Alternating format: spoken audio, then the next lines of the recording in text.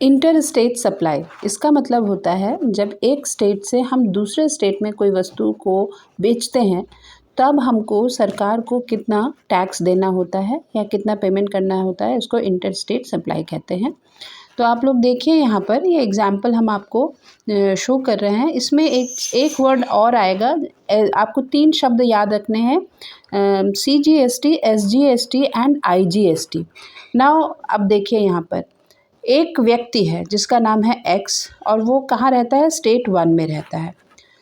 उसके बाद उसको एक सामान बेचना है, उस व्यक्ति का नाम है जिसको कि वो बेचेगा, ही इज़ पर्सन A और वो कहाँ रहता है, वो भी स्टेट 1 में रहता है। जब एक ही स्टेट के अंदर, इसको बोलते हैं इंट्रा स्टेट, और जब एक ही स्टेट के अंदर दोनों खरीदारी हो रही है तब SGST और CGST लगते हैं, है ना। और हम ये मान के चल रहे हैं कि CGST का परसेंटेज 9% है और SGST का भी परसेंटेज 9% है।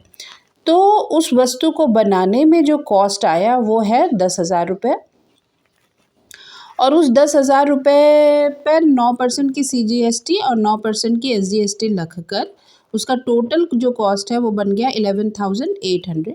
अब वो जब A व्यक्ति से लिया जाएगा प्राइस तो 11,800 लिया जाएगा, ठीक है।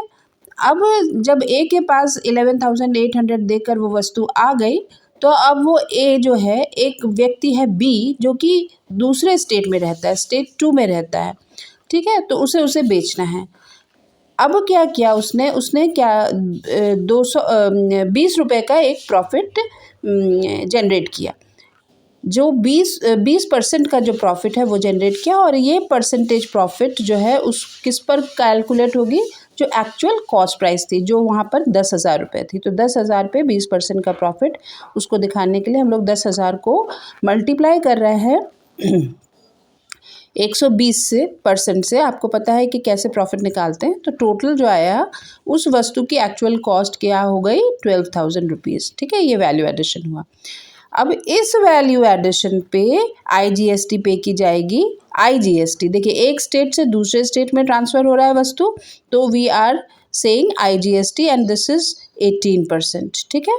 तो IGST इज़ 18%।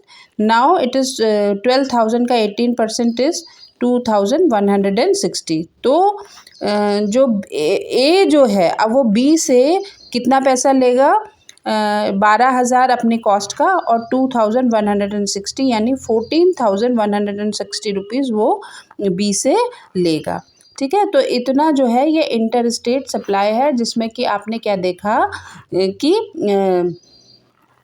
IGST कैसे कैलकुलेट की जाती है।